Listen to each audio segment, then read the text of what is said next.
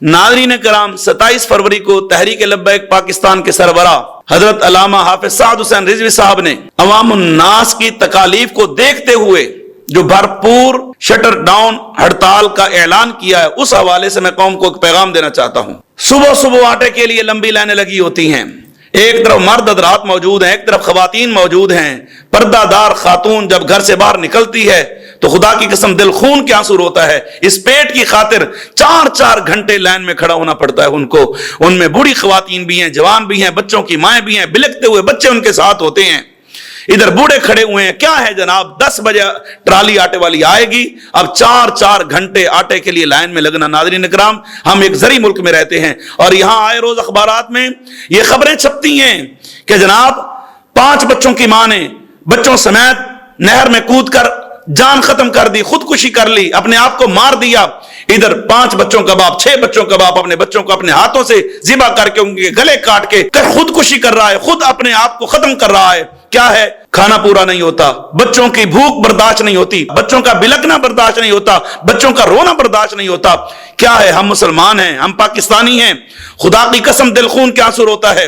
आज वक्त है जागने का, आज वक्त है किबला रिजवी साहब का साथ देने का, वरना हमारी दास्तान भी ना होगी दास्तानों में। खुदा की कसम दीगर ममालिक देखें, वो तरक्की पजीर हैं, वो तरक्की कर रहे हैं और हम दिन ब दिन नीचे जा रहे हैं। हमारे रुपये की क्या कंडीशन है, हमारी करेंसी की क्या कंडीशन है।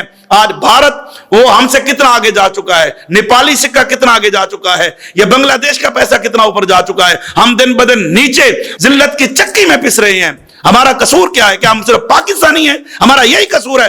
खुदा की कसम आज वक्त है, आज हमें उठना पड़ेगा, बेदार होना पड़ेगा और अपने हक के लिए अपने घर से बाहर निकलना पड़ेगा, वरना ये हुक्मरान, इनकी अयाशियां खत्म नहीं होती, इनके खर्चे खत्म नहीं होते, इनके दौरे खत्म नहीं होते। 75 साल हो गए मुल्क को लूट कर खा चुके हैं ये लोग, 75 साल हो गए हैं इन्होंने मुल्क को दिवालिया कर दिया है। इनकी गाड़ियां, इनके बंगले, इनके जनाब वाला कोठियां, इनके नौकर चाकरों की तादाद और जनाब वाला ये सब कुछ हमारे खून पसीने की कमाई से टैक्स की सूरत में इनके पास जा रहा है। और हमारा हाल, मैं एक मिसाल पेश करता हूं। एक शख्स था देहाती, उसने अपने मुर्गे को ज़िबा करने का प्रोग्राम बना लिया। अब उसने मुर्गे को ज़िबा करने का प्रोग्राम तो बना लिया, लेकिन उसके पास जवाब नहीं था कि मुर्गे को कैसे ज़िबा करे, किस वजह से ज़िबा करे। उसने मुर्गे को कहा, कल तूने सुबह अज़ान दी तो मैं तुझे ज़िबा कर दूंगा। मुर्गे ने मौत के खौफ से अज़ान नहीं दी। दूसरे दिन उसने फिर पाबंदी लगा दी, कल तू फड़फड़ाया तो मैं तुझे ज़िबा कर दूंगा। वो बेचारा मौत के खौफ से उसने फड़फड़ाना भी बंद कर दिया। तीसरे दिन उसने पाबंदी लगा दी कि अगर तूने गर्दन भी ऊंची की तो मैं तुम्हें ज़िबा कर दूंगा। मुर्गे ने मौत के खौफ से गर्दन भी नीचे कर ली अपनी, उसने गर्दन भी झुका ली। तो उसने कहा अब तो सब जवाब खत्म हो गया। तो उसने कहा कल अगर तूने अंडा ना दिया तो मैं तुम्हें ज़िबा कर दूंगा। अब मुर्गा अंडा कैसे दे सकता है?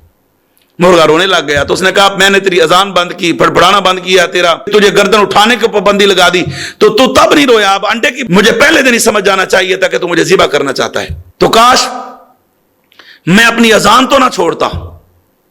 तो हमारी मिसाल ऐसे ही है। तो आज वक्त है, अगर हम पहले दिन से ही अगर एहतजाज करते, पहले दिन से ही इन हुक्मरानों की आशियों पर पाबंदियां लगाने का मुतालबा करते, तो आज हमारी ये हालत ना होती। हमारा ज़री मुल्क है और ये लूट कर खा रहे हैं। गन्ना हमारे मुल्क में आम है, गंदम हमारे मुल्क में आम है, लेकिन चीनी भी महंगी है, आटा भी महंगा है, दालें भी महंगी हैं। हम किधर जाएं? तो खुदारा उठिए, 27 फरवरी को अपने कायद, अपने लीडर का साथ दें, पाकिस्तान के लिए निकलें और इस्लाम के लिए निकलें और अपनी अवाम के लिए निकलें।